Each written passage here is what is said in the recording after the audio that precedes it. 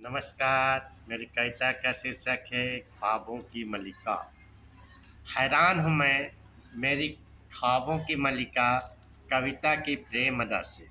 छंदों की काली काली जुल्फे में मुझे हरदम उलझा कर रखती है।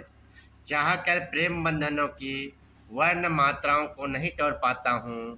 चंद्रमुखी को चकोर की भांति निहार वर्ण वर्तनी अल्प विराम पर लगाता हूँ।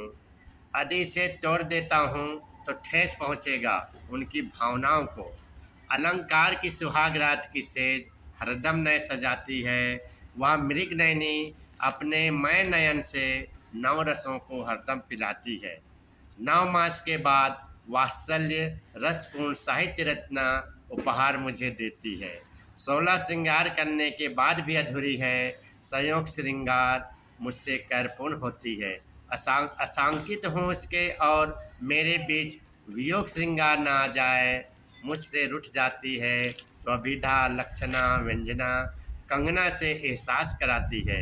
संज्ञा की 5 कर्म और ज्ञान इंद्रिय द्वारा मुझे सरलता से समझाती है।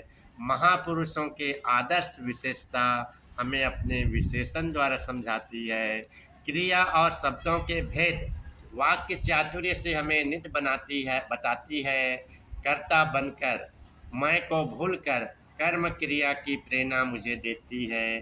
तीन काल सालों के साथ हिल मिलकर रहना सिखाती है। उपसर्ग प्रत्यय सालियों के साथ हंसी ठिठोली खूब करती है।